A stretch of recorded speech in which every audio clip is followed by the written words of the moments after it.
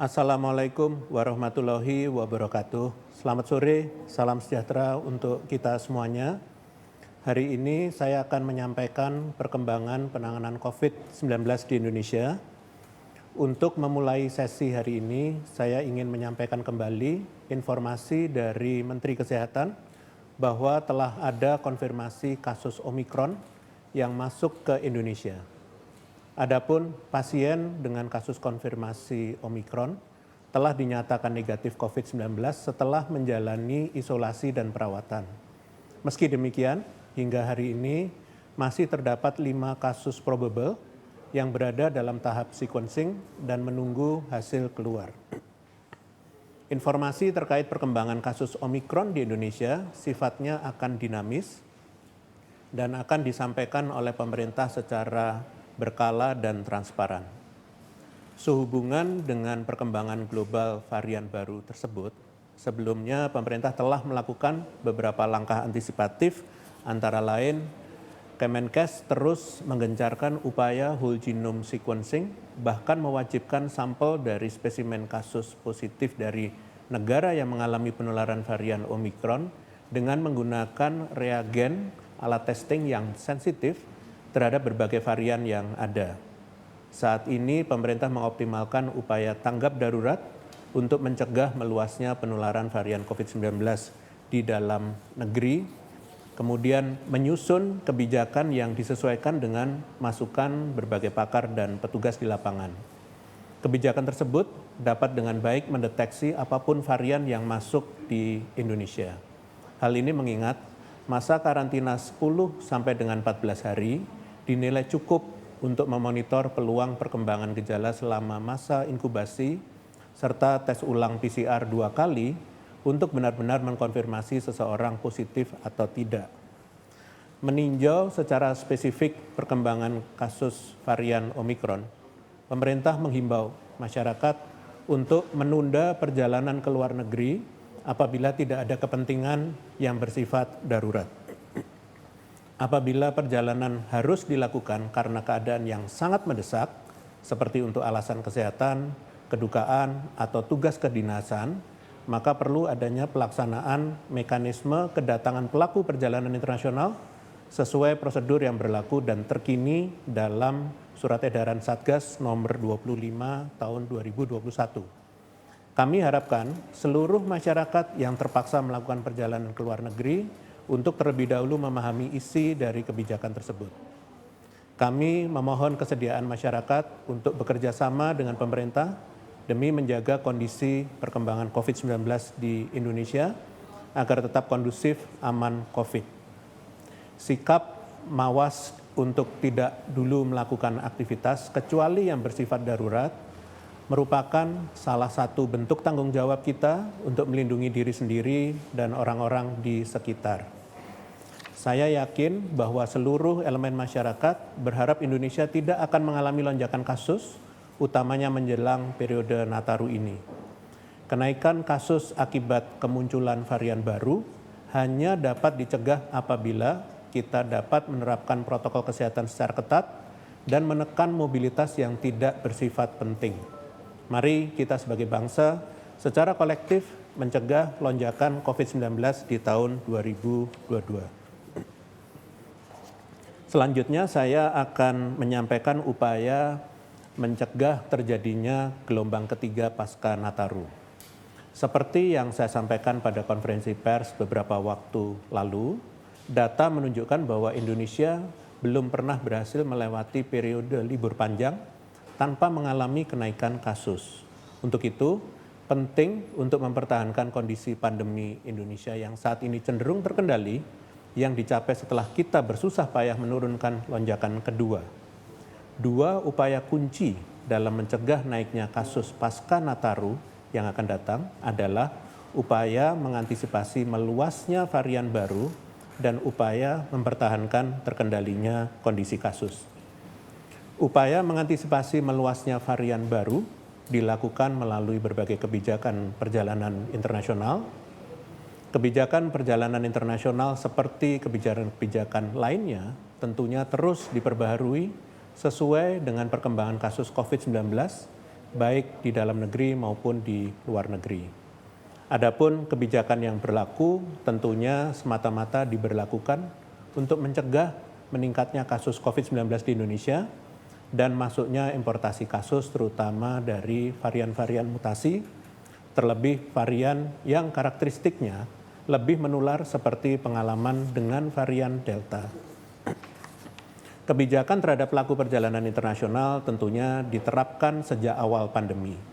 Dalam rangka pemulihan ekonomi, di saat kasus mengalami penurunan pada bulan Juni 2020 lalu, pemerintah melonggarkan kebijakan pelaku perjalanan menjadi diperbolehkan masuk ke Indonesia dengan syarat wajib PCR di negara asal atau setibanya di Indonesia.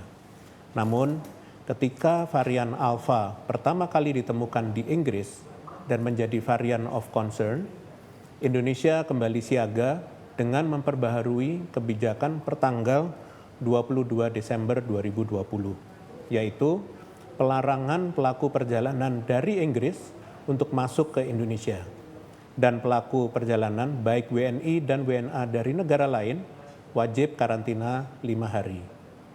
Kebijakan ini kembali diperketat 6 hari kemudian menjadi pelarangan semua pelaku perjalanan internasional tidak hanya dari Inggris dengan pengecualian warga negara Indonesia, pemegang izin tinggal, dinas, dan pemegang kitas dan kitab. Tes PCR wajib dilakukan sebanyak 2 kali. Seiring dengan bertambahnya varian baru mutasi COVID-19, yaitu varian Gamma, maka sepanjang bulan Januari dan Februari 2021, Indonesia terus menyesuaikan dengan diberlakukannya tes PCR dan karantina yang dibiayai pemerintah untuk PMI, TKI, mahasiswa, masyarakat kurang mampu, dan ASN. WNA pemegang visa dan TCA juga diperbolehkan masuk ke Indonesia. Pada bulan Juli, di saat kasus di Indonesia melonjak tajam, pemerintah kembali mengetatkan syarat perjalanan internasional menjadi wajib karantina 8 kali 24 jam dan wajib vaksin dosis lengkap. Hal ini tentunya dilakukan untuk mengantisipasi semakin bertambahnya varian Delta yang masuk ke Indonesia. Kondisi Indonesia yang cukup genting ini bertahan hingga bulan September akhir, dan begitu kasus terkendali pada bulan Oktober dan November, pemerintah melakukan pelonggaran di mana wajib karantina berubah menjadi 5 kali 24 jam untuk pelaku perjalanan yang sudah divaksin dosis 1 dan 3 kali 24 jam untuk vaksin dosis lengkap. Kebijakan terkini terkait dengan pelaku perjalanan luar negeri dalam rangka mengantisipasi kasus Omikron adalah penutupan sementara pelaku perjalanan dari negara dengan transmisi Omikron dan negara sekitarnya. WNI diperbolehkan masuk ke Indonesia dengan syarat ketat, yaitu 14 kali 24 jam untuk WNI dari negara dengan transmisi Omikron. Sedangkan untuk WNI dari negara lainnya, wajib karantina 10 kali 24 jam. Adanya perubahan kebijakan dari waktu ke waktu menyesuaikan kondisi COVID-19 ini menunjukkan bahwa pemerintah berkomitmen menegakkan kebijakan yang tentunya semata-mata untuk melindungi rakyat Indonesia dari potensi meningkatnya kasus COVID-19. Kita tidak boleh lengah. Terlebih sebentar lagi kita akan memasuki periode Natal dan Tahun Baru yang cenderung meningkatkan mobilitas dan aktivitas masyarakat dan berpotensi meningkatkan penularan COVID-19. Dimohon kepada seluruh masyarakat untuk mempelajari kebijakan yang berlaku dan mentaatinya. Kebijakan ini dibuat tidak pandang bulu dan ditegakkan kepada seluruh lapisan masyarakat sesuai dengan yang tertera pada Surat Edaran Satgas nomor 23 dan adendumnya serta Surat Edaran Satgas nomor 25. Selanjutnya, penting untuk dipahami bahwa antisipasi kenaikan kasus COVID-19 saat periode Nataru dan pencegahan terjadinya gelombang ketiga di Indonesia tidak bisa dilakukan oleh satu pihak saja. Pemerintah telah berusaha mengetatkan persyaratan masuk ke Indonesia untuk pelaku perjalanan internasional dengan membuat kebijakan berlapis. Namun, hal ini tidak dapat secara maksimal mempertahankan rendahnya kasus atau mencegah terjadinya gelombang ketiga di Indonesia jika tidak didukung oleh upaya lainnya, baik dari seluruh lapisan masyarakat maupun pemerintah. Setidaknya ada 4 hal yang perlu diperhatikan untuk mempertahankan terkendalinya kondisi kasus menjelang periode Nataru ini. Yang pertama adalah mobilitas masyarakat. Sayangnya dari data Google Mobility, ternyata sejak bulan Juli 2021 hingga Desember ini, mobilitas penduduk konsisten mengalami peningkatan. Peningkatan paling tinggi terdapat pada perjalanan menuju lokasi transit seperti terminal, stasiun, bandara, dan pelabuhan. Ini menunjukkan bahwa perjalanan menuju luar kota atau luar negeri juga mengalami peningkatan. Selain itu, perjalanan menuju pusat belanja, retail, dan rekreasi, taman atau ruang terbuka publik, dan perkantoran juga mengalami peningkatan. Selanjutnya adalah cakupan vaksinasi dosis lengkap. Hal ini sama pentingnya dengan menjaga mobilitas penduduk, karena cakupan vaksin dosis lengkap yang tinggi menunjukkan perlindungan terhadap masyarakat juga maksimal. Namun sayangnya, saat ini baru 3 provinsi yang vaksin dosis lengkapnya telah mencapai 70%, yaitu Kepulauan Riau, Daerah Istimewa Yogyakarta, dan Bali. Saya apresiasi kepada 3 provinsi ini yang berhasil mengungguli provinsi lainnya dengan meningkatkan capaian vaksin dosis keduanya hingga mencapai 70%. Namun harap dicatat masih ada 31 provinsi yang capaian vaksin dosis lengkapnya masih di bawah 70%. Atau setidaknya 19 provinsi yang capaiannya masih di bawah target WHO yaitu 40%. Hal ketiga yang perlu diperhatikan adalah protokol kesehatan. Ini adalah hal yang paling penting karena selama COVID masih ada, maka protokol kesehatan adalah harga mati yang perlu untuk dilakukan dengan disiplin. Kedisiplinan memakai masker cukup baik terlihat pada pusat-pusat perbelanjaan, tempat rekreasi, bandara, dan perkantoran yang telah menerapkan peraturan wajib masker. Namun, masih ada beberapa lokasi yang kepatuhan memakai maskernya masih rendah, seperti pemukiman penduduk, kedai makanan, stasiun dan terminal, serta pasar rakyat. Hal ini sangat berpotensi meningkatkan penularan di tengah masyarakat. Terakhir adalah testing dan tracing. Testing dan tracing adalah kunci kita dalam mendeteksi kasus lebih masif lagi.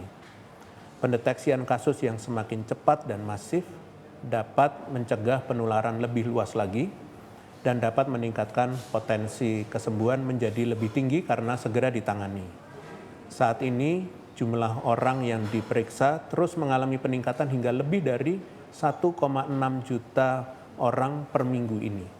Namun sayangnya jumlah ini masih didominasi oleh pemeriksaan antigen yaitu 88%, sedangkan PCR hanya sebesar 12%.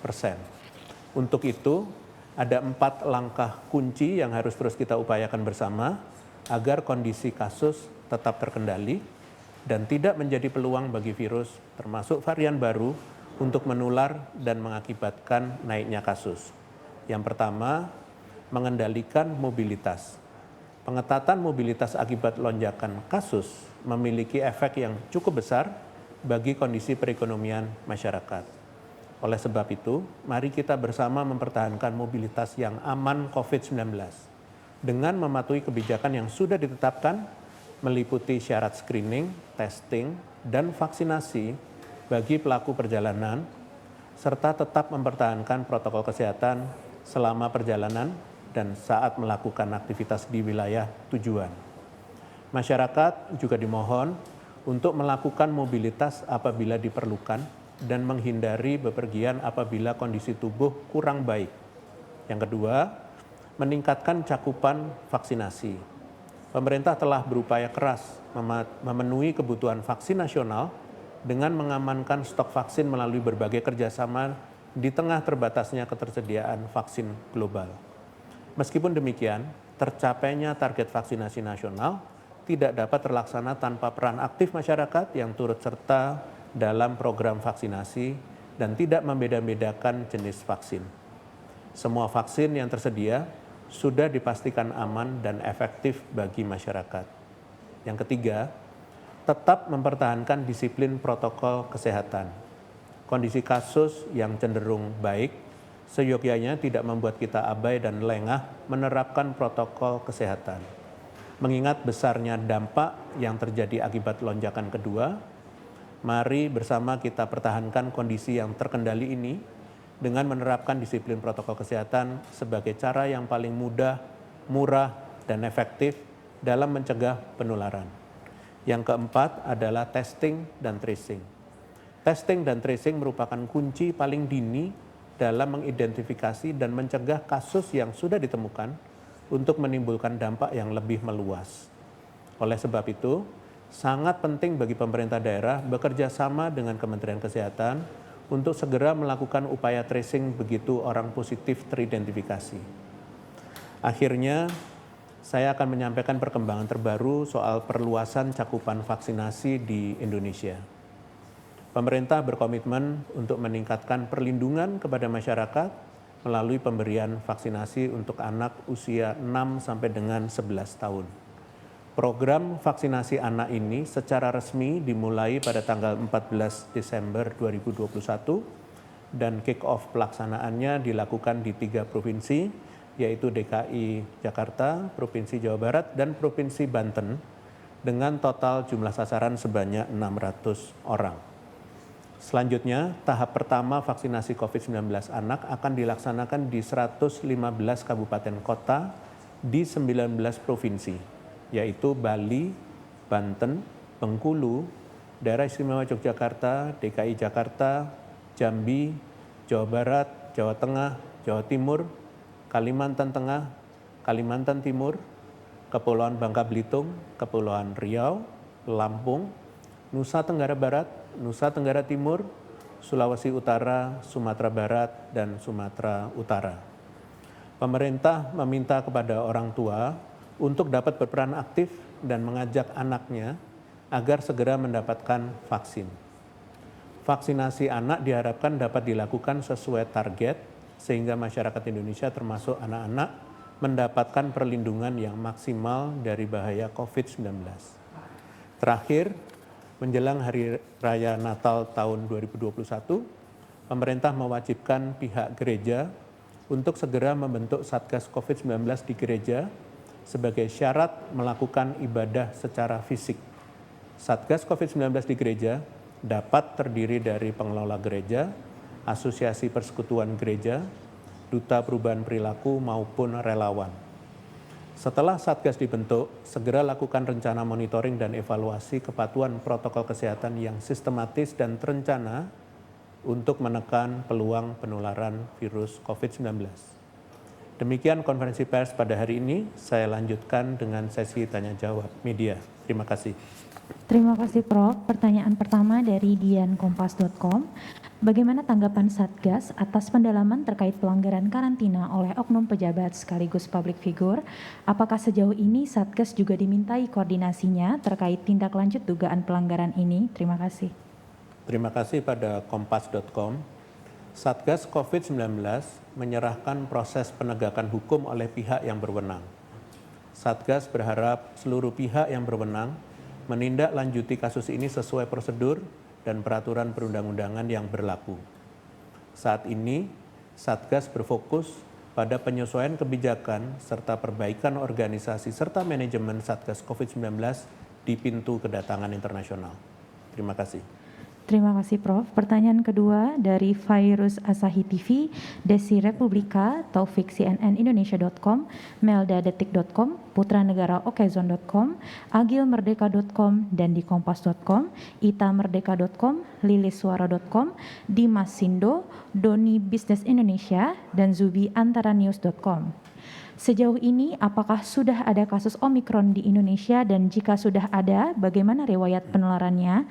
Nantinya apakah akan mengubah kebijakan Natal dan Tahun Baru mendatang atau penyesuaian pengendalian COVID-19 lainnya? Terima kasih.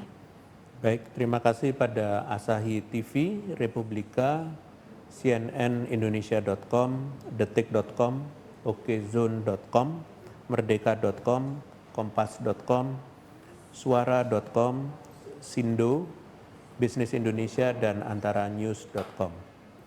Kementerian Kesehatan mendeteksi satu kasus konfirmasi varian Omikron pada tanggal 15 Desember kemarin yang berasal dari salah satu petugas kebersihan di Wisma Atlet Kemayoran. Menindaklanjuti temuan ini setelah hasil tes PCR keluar, penelusuran riwayat kontak kasus ini tengah diinvestigasi lebih lanjut pada siapapun yang pernah berinteraksi erat dengan kasus positif. Sedangkan terdapat 5 kasus positif yang masih ditelaah kode genetiknya saat ini oleh Litbangkes Kementerian Kesehatan untuk memastikan apakah kasus tersebut benar-benar merupakan kasus dengan varian Omikron. Diketahui kasus probable ini memiliki riwayat perjalanan di mana satu kasus dari Amerika Serikat dan Belanda, satu kasus dari Inggris, serta 3 kasus dari Tiongkok, dan sedang menjalani isolasi di tempat khusus, yaitu 2 kasus di Tower Wisma Atlet Kemayoran dan 3 kasus di fasilitas karantina di Manado. Dalam menghadapi update kondisi kasus saat ini, maka pemerintah tengah menyusun strategi pengendalian. Pada prinsipnya, pemerintah akan menginformasikan perkembangan kasus dan kebijakan secara transparan dan aktual kepada masyarakat. Terima kasih. Terima kasih Prof. Pertanyaan selanjutnya dari Thea IDN Times. Terkait aturan hanya pejabat eselon 1 ke atas yang bisa karantina mandiri, mengapa pemerintah memutuskan hal tersebut? Mengapa hanya pejabat eselon 1 ke atas saja? Bukankah risiko penularan COVID-19 setiap orang sama saja dan tidak memilih-milih jabatan? Terima kasih. Terima kasih kepada IDN Times. Pemberian diskresi berupa kewenangan pemilihan tempat fasilitas karantina mandiri ataupun pengurangan durasi karantina kepada eselon 1 ke atas yang melakukan tugas kenegaraan semata-mata adalah untuk memastikan pelayanan publik dapat tetap dijalankan tugasnya untuk kepentingan masyarakat. Meski demikian, pemberian diskresi tersebut sangat terbatas dan selektif karena prioritas pemerintah adalah memperkecil potensi importasi kasus. Dan yang perlu diingat adalah kebijakan ini berlaku secara individual. Untuk itu, pemerintah meminta kepada siapapun yang memiliki kewenangan mengajukan diskresi agar menjalankan haknya secara bertanggung jawab. Mengingat setiap pelaku perjalanan internasional memiliki risiko tertular yang sama dengan masyarakat yang lain, maka ditekankan bahwa diskresi ini tetap mewajibkan pelayan publik untuk tetap melakukan karantina. Selain itu, karantina juga diwajibkan untuk melaporkan kondisi kesehatan harian, tes ulang, dan menerapkan protokol kesehatan secara disiplin. Terima kasih. Terima kasih Prof. Pertanyaan terakhir dari Dian Jakarta Post. Bagaimana implementasi protokol kesehatan untuk kunjungan tingkat tinggi, khususnya kemarin ketika Menteri Luar Negeri Amerika Serikat dan rombongannya di Jakarta pada hari Senin sampai Selasa kemarin. Dalam hal ini, apa kebijakan pemerintah untuk tracing karena yang bersangkutan telah bertemu dengan banyak orang di Jakarta termasuk pejabat dan wartawan? Terima kasih. Terima kasih pada Jakarta Post. Pada prinsipnya menurut surat edaran Satgas nomor 25 tahun 2021 bahwa pejabat asing setingkat menteri ke atas dan rombongan memang diberikan diskresi untuk tidak melakukan karantina, namun wajib menjalankan mobilitas di dalam negeri dengan sistem bubble dan penerapan protokol kesehatan yang ketat. Saat ini kasus positif sudah diisolasi dan ditelusuri kontak eratnya untuk dites dan dikarantina atau diisolasi sesuai hasil tesnya selama 14 hari ke depan. Mohon kepada semua pihak yang memiliki kontak erat dengan yang bersangkutan untuk proaktif melakukan testing dan menjalani karantina atau isolasi jika positif. Terima kasih atas pertanyaan dari rekan-rekan media. Dengan demikian konferensi pers pada sore hari ini berakhir. Terima kasih atas perhatiannya. Selamat sore. Wassalamualaikum warahmatullahi wabarakatuh.